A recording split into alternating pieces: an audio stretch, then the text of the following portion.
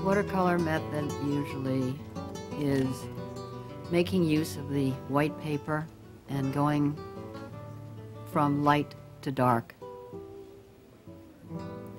Painting in your first colorful but very pale washes is a good way to kind of begin to feel the composition of your painting. And if you keep your washes pretty pale, as you paint along, you will have the possibility of making changes.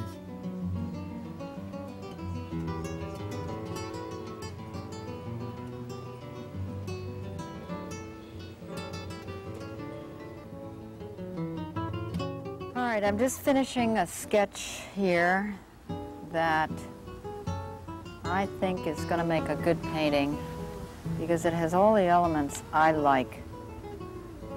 Nice dramatic composition, close proximity to the subject matter, good texture, bright light, deep shadow. All the elements for making a fun, colorful, interesting painting.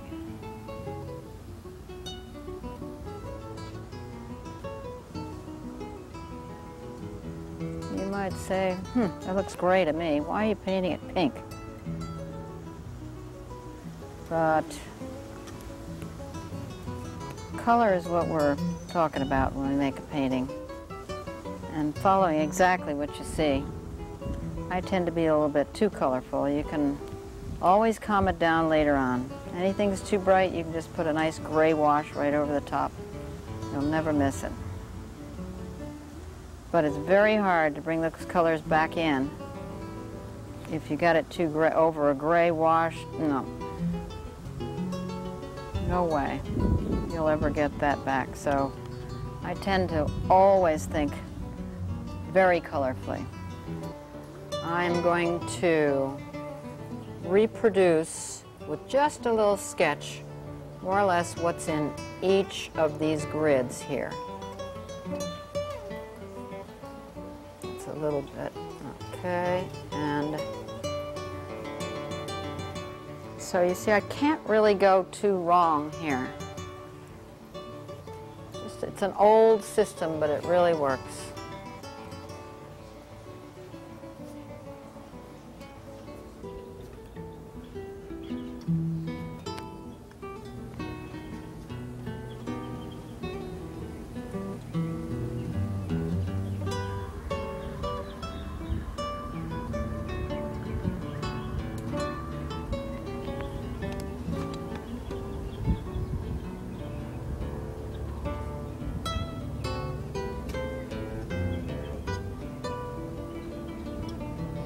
Washes, nice clean washes to me are really the best way to lay the painting all out. Later on you can get into the blending and texturing, scumbling and dry brush technique as the painting is being finished.